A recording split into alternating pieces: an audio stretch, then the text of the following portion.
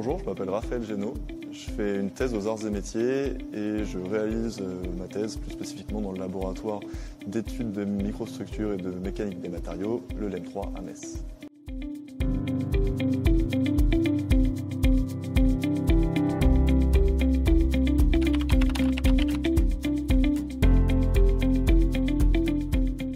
Alors j'ai fait une formation assez classique, lycée, prépa, et je suis arrivé aux arts et métiers en 2021 dans le parcours grandes écoles. Et j'ai enchaîné en dernière année d'études sur un master recherche en matériaux et mécanique des structures dans le but d'enchaîner sur un doctorat. Alors initialement, ça fait depuis la fin du lycée que je veux être prof, et prof dans un milieu où les élèves sont intéressés, donc forcément dans le post-bac. Et c'est en arrivant en prépa, en demandant à plusieurs de mes profs qui avaient fait une thèse, en fait, qui m'ont pas mal dit de le faire parce que c'était un gros plus pour être prof. En arrivant aux arts et métiers, j'ai découvert le master recherche qui m'a en plus donné l'envie de faire une thèse. Et plus proche de moi, il y a mon parrain des arts et métiers qui fait une thèse actuellement. Ça aide pas mal vu qu'il a un an de plus et il peut pas mal m'aider sur pas mal de sujets.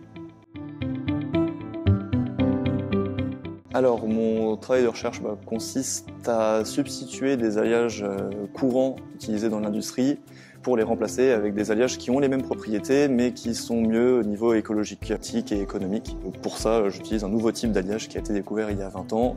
Et c'est justement ce qui me plaît le plus dans mon sujet, c'est que c'est un nouveau type d'alliage. On ne sait pas si ce sera utile ou pas. Et ça se trouve, ça sert à rien. Ça se trouve, c'est incroyable. On verra à l'avenir. Mes objectifs de recherche, c'est de vraiment trouver la méthode de substitution d'éléments critiques et de terres rares pour qu'on arrive à faire substituer tout dans tout type d'industrie et qu'on ait une industrie plus verte, écologique et éthique.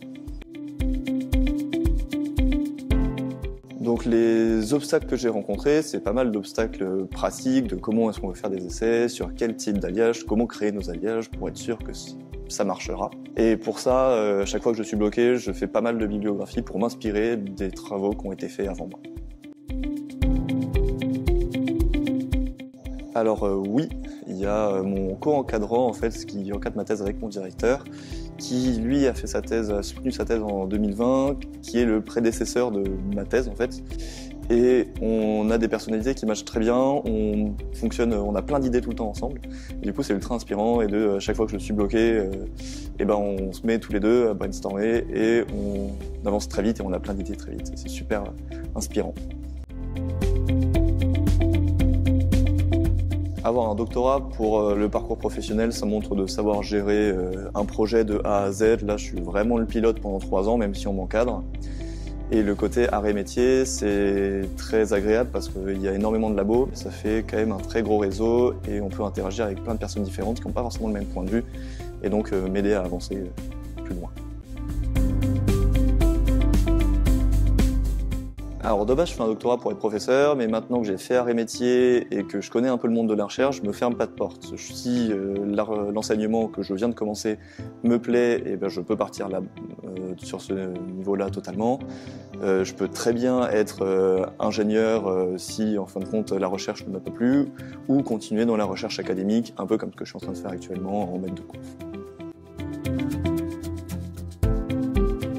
Alors je recommanderais cette expérience parce qu'on en apprend énormément, que ce soit sur soi-même, que ce soit sur tenir un projet, ce qu'on ne fera pas forcément dans l'industrie dès qu'on sort en tant qu'ingénieur.